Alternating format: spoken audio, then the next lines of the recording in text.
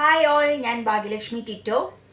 ഇനി നമുക്ക് കടയിൽ നിന്നൊന്നും പുട്ടിൻ്റെ പൊടി മേടിക്കാതെ വീട്ടിൽ തന്നെ പൊടി നനക്കാതെ എങ്ങനെ നമുക്ക് പുട്ടുണ്ടാക്കാം എന്നുള്ളതാണ് ഇന്നത്തെ എൻ്റെ വീഡിയോ. ഇതുപോലെ നല്ല സോഫ്റ്റ് പുട്ട് എങ്ങനെ നമുക്ക് വീട്ടിൽ റെഡിയാക്കി എടുക്കാം എന്നുള്ളതാണ് ഇന്നത്തെ എൻ്റെ റെസിപ്പി. നമുക്ക് പൊടിയൊന്നും നനക്കാതെ നല്ല സോഫ്റ്റായിട്ട് നമുക്ക് എളുപ്പത്തിൽ വീട്ടിൽ തന്നെ പുട്ടുണ്ടാക്കാനായിട്ട് പറ്റും. ഈ ഒരു സ്റ്റീൽ കപ്പിന് ഞാൻ 2 കപ്പ് കുത്തരി റോസരി എന്നൊക്കെ പറയുന്നത് 2 കപ്പ് ഞാനൊരു ബൗളിലേക്ക് മാറ്റുന്നുണ്ട്. ഇനി നല്ലതുപോലെ ഒന്ന് കഴുകിയിട്ട് നമുക്ക് അതൊന്ന് വെള്ളം ഒഴിച്ച് കുതിരാനായിട്ട് വെക്കണം. ഓവർനൈറ്റ് വെക്കാം, അല്ലെങ്കിൽ ഒരു 8-9 മണിക്കൂർ കുതിരാനായിട്ട് വെക്കാം. ഞാൻ 8 മണിക്കൂറോളം കുതിരാനായിട്ട് വെച്ചു. ഇനി അരിയൊന്ന് ഊറ്റിയെടുക്കണം. ഒരു അരിപ്പയിലേക്കോ അരിപ്പ പാത്രത്തിലേക്കോ അരിയൊന്ന് മാറ്റി അത് നന്നായിട്ടൊന്ന് വെള്ളം ഊറ്റിയെടുക്കണം.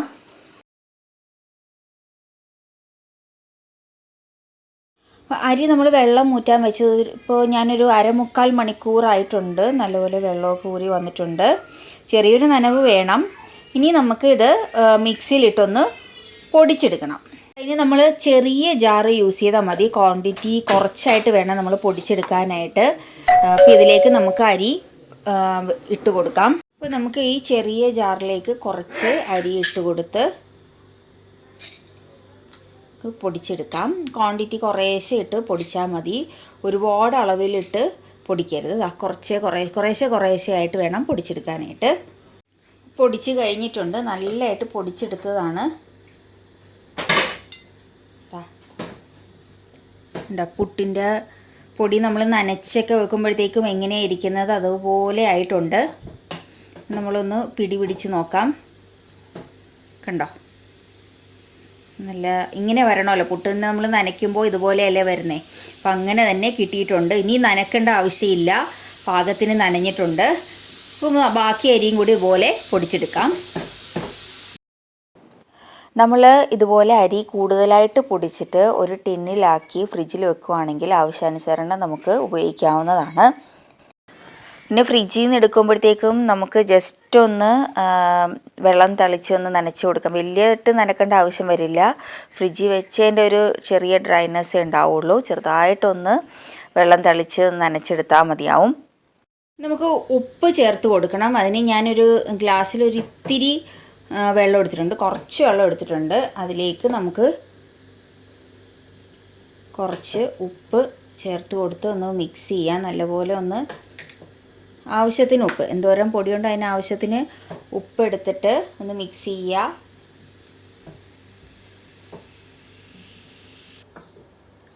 ഇനി നമ്മൾ ആ ഉപ്പൊന്ന് ഈ പൊടിയിലേക്കൊന്ന് ചെറുതായിട്ട് തളിച്ചു കൊടുക്കുവാണ്. ജസ്റ്റ് ഒന്ന് മിക്സ് ചെയ്തെടുക്കുക. ഉപ്പ് പൊടിയുടെ എല്ലാ ഭാഗത്തും നന്നായിട്ടൊന്ന് പിടിപ്പിച്ച് കൊടുക്കുക.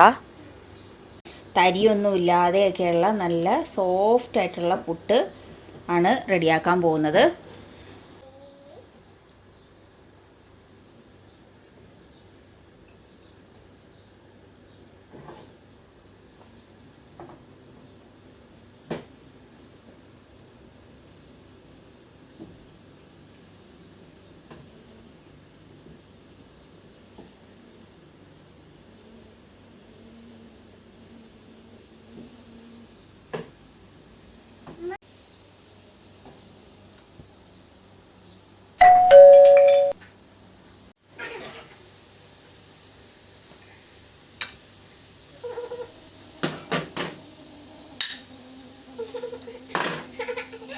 നിങ്ങൾക്ക് കാണിച്ചു തരാം എന്തോരം സോഫ്റ്റാണ് പുട്ടെന്നുള്ളത്. ഇതാ കണ്ട, നല്ല സോഫ്റ്റ് പുട്ടാണ്.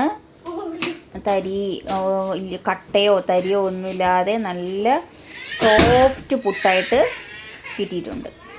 അപ്പോൾ ഇനി ആരും പുട്ടിൻ്റെ പൊടി കടയിൽ നിന്ന് മേടിക്കേണ്ട. വീട്ടിൽ തന്നെ നമുക്ക് എളുപ്പത്തിൽ ഉണ്ടാക്കാൻ പറ്റും. നമ്മൾ ദോശ, ഇഡ്ഡലി, അപ്പത്തിനൊക്കെ അരി കുതിർത്ത് അരച്ച് ഒക്കെ ഉണ്ടാക്കുന്നില്ലേ, അപ്പം അത്രയും പ്രോസസ്സ് പോലും ഇല്ല ഇതിന്.